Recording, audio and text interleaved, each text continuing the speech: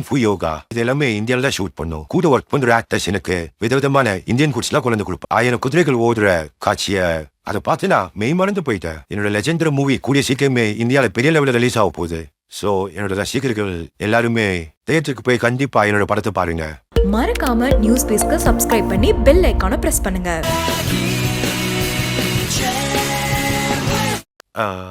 அதை பார்த்தீங்கன்னா director Stanley டாங்கோட நான் நிறைய வருஷம் ஒர்க் பண்ணியிருக்கேன். நாங்கள் 2 பேரும் சேர்ந்து நிறைய ப்ராஜெக்ட்ஸ் சேர்ந்து ஒர்க் பண்ணியிருக்கோம். இது ரொம்ப நல்ல அனுபவம், ரொம்பவே சந்தோஷமா இருந்தது. பழைய கொலீக்ஸ் எல்லாருமே பார்த்தேன். அப்புறம் புதுசாக அந்த ஆக்டர்ஸ் எல்லாம் நல்லா ஹார்ட் ஒர்க் பண்ணுறாங்க, நான் பார்த்துருக்கேன். எல்லாமே ரொம்ப சுவாரஸ்யமாக ஜாலியாகவும் இருந்தது. மொத்த ப்ராசஸுமே எனக்கு பிடிச்சிருக்குன்னு தான் சொல்லணும். இத்தனை வருஷம் அனுபவத்தில் பார்த்தீங்கன்னா இந்தியா மட்டும் இல்லை, உலகத்தில் இருக்க ஒவ்வொரு மூலை மூலுக்கு எந்த இடத்துல பார்த்தீங்கன்னாலும் சரி இந்தியன் ஃபேன்ஸ் என் மனசை தொட்டிருக்காங்கன்னு தான் சொல்லணும். அதை என்னால் மறக்கவே முடியாது. அப்புறம் இந்தியன் ஃபிலிம் இண்டஸ்ட்ரியில் இருக்கிற எல்லா கலீக்ஸ்க்கும் நன்றி சொல்ல நான் கடமைப்பட்டிருக்கேன். எல்லாருமே ரொம்ப சப்போர்ட்டிவாக இருந்திருக்காங்க. ஸோ இந்தியன் ஃபேன்ஸ் எல்லாருக்கும் நன்றி சொல்லிக்கிறேன்.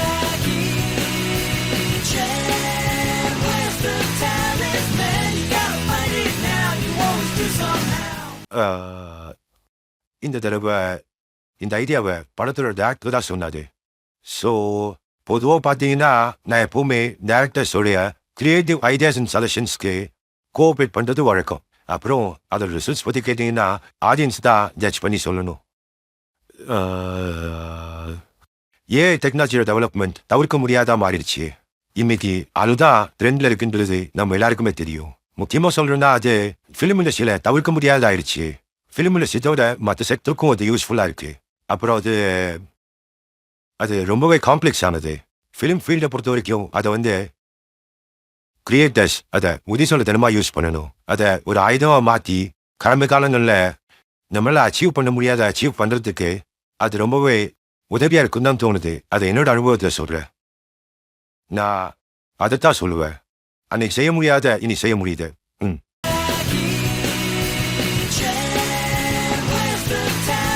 ரொம்ப வருஷங்களுக்கு முன்னாடி டாக்டர் ஸ்டீவன் ஸ்பில்பர்க் இதே கேள்வி என்கிட்ட கேட்டாரு ஒரு பர்சனல் மீட்டிங் டைம்ல.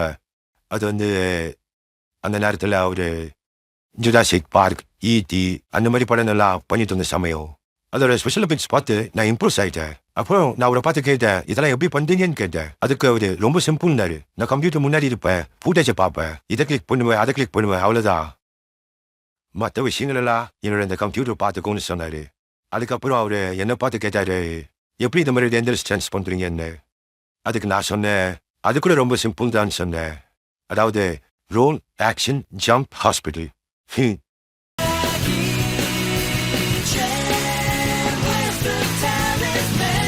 ஆமா, அதாவது ஒரு டைரக்டரோட நீண்ட காலத்துக்கு சேர்ந்து வேலை செய்யும் போது அந்த கொலாபரேஷன் ரொம்ப முக்கியமானது. ஒரு ஆக்டருக்கும் டைரக்டருக்கும் உள்ள பரஸ்பர நம்பிக்கை அதோட ரொம்ப முக்கியமானது. நாங்க சேர்ந்து நிறைய வருஷங்கள் நிறைய ப்ராஜெக்ட்ஸ் பண்ணியிருக்கோம். காலப்போக்கில் அந்த நம்பிக்கை அதிகமாயிருக்கு. மியூச்சுவல் அண்டர்ஸ்டாண்டிங்னு சொல்லலாம். எங்க ஃப்ரெண்ட்ஷிப்பை பத்தி பெய்ஜிங் ஸ்லாங்ல அயன் படீஸ்னு சொல்லலாம்.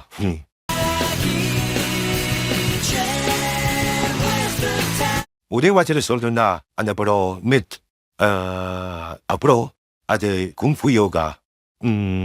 இது எல்லாமே இந்தியாவில் தான் ஷூட் பண்ணோம். கூட ஒர்க் பண்ணுற ஆக்டர்ஸ் எனக்கு விதவிதமான இந்தியன் குட்ஸ்லாம் கொண்டு வந்து கொடுப்பாங்க.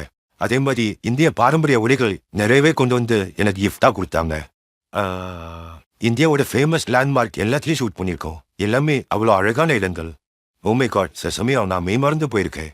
அப்படி ஒரு அழகு. அதாவது அந்த ஆர்கிடெக்ட்ஸ் எல்லாம் உண்மையாகவே அவ்வளோ அழகாக இருக்கு. அந்த காலத்தில் ஜனனை எப்படி இந்த மாதிரி கட்டடங்கள் எப்படி கட்டாங்கன்னு யோசிக்கும் போது புல் அரிக்குது. எல்லாமே ரொம்ப இம்ப்ரெசிவாக இருந்துச்சு. நான் இந்தியாவில் இருக்கும்போது பாலிவுட் எப்படி இருக்குன்னு நான் பார்க்கணும்னு ஆசைப்பட்டது உண்டு. அங்கே நான் போனேன். அங்கே நிறைய ஆக்டர்ஸ் ரொம்பவே நல்ல டேலண்டடாக இருக்காங்க. ஆக்டிங் மட்டும் இல்லை, சிங்கிங், டான்ஸிங், அப்புறம் ரொம்பவே ப்ரொஃபஷனலாக இருக்காங்க. ஒட்டுமொத்த டீமும் ரொம்ப நல்லா சப்போர்ட் பண்ணாங்க. லோக்கல் கவர்மெண்ட் கூட ஷூட்டிங்க்கு ரொம்ப ஹெல்ப் பண்ணாங்க. நான் எல்லாருக்குமே ரொம்ப நம்பிக்கையுடன் போட்டிருக்கேன். மகிழ்ச்சி. எதிர்காலத்தில் மறுபடியும் எப்பயாவது நல்ல டேலண்டடான இந்தியன் டேரக்டர்ஸ் அண்ட் ஆக்டர்ஸோட சேர்ந்து ஒர்க் பண்ணணும்னு ரொம்ப ஆசைப்படுறேன். ரொம்ப மகிழ்ச்சியா இருக்கு. எல்லாருக்கும் என்னோட நன்றி.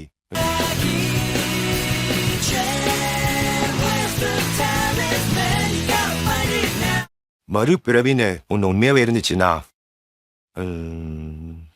அப்போ நான் ஃபியூச்சருக்கு போயிட்டு அதாவது சூப்பர்மேன் ஆகணும். அன்பையும் அமைதியையும் உலகம் முழுக்க என்னால் பரப்ப முடியும். உலகம் முழுக்க இன்னைக்கு எல்லாம் தேவைப்படுது. என்னால் டக்குன்னு பறந்து போய் சுலபமா ஜனங்களுக்கு ஹெல்ப் பண்ண முடியும்.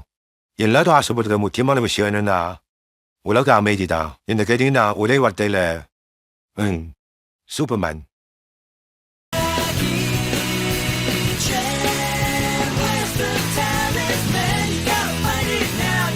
வா, அதை பார்த்தீங்கன்னா ரொம்ப பெரிய கதை, a long story. அதை பார்த்தீங்கன்னா நான் ஏற்கனவே என்னோட ஆட்டோபயோகிராஃபியை சைனால பப்ளிஷ் பண்ணிட்டேன். அது கிட்டத்தட்ட பார்த்தீங்கன்னா 10 வெவ்வேறு மொழிகளில் மொழி மாற்றம் பண்ணியிருக்காங்க. ஆனால் இந்தியாவில் அது எந்த லாங்குவேஜ்லையுமே பப்ளிஷ் ஆகலைன்னு நினைக்கிறேன். ஸோ இந்தியாவில் இருக்கிற விருப்பப்பட்டாங்கன்னா அவங்க என் டீமை தாராளமாக காண்டாக்ட் பண்ணலாம். ஏன் சொல்றேன்னா அது வெவ்வேறு இந்தியன் லாங்குவேஜஸ்ல பப்ளிஷ் ஆச்சு அப்படின்னா எல்லாரும் என் வாழ்க்கை கதையை படிச்சு தெரிஞ்சுக்கலாம்.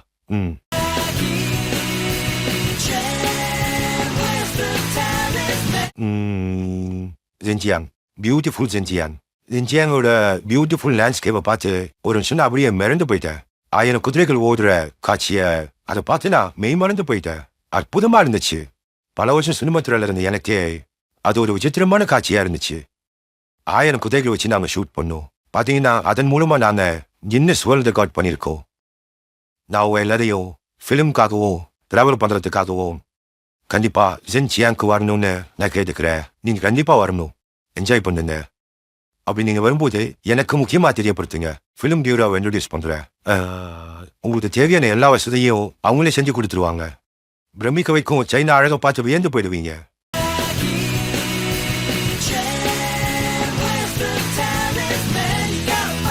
என்னோட லெஜெண்டரி மூவி கூடிய சீக்கிரமே இந்தியாவில் பெரிய லெவலில் ரிலீஸ் ஆக போகுது.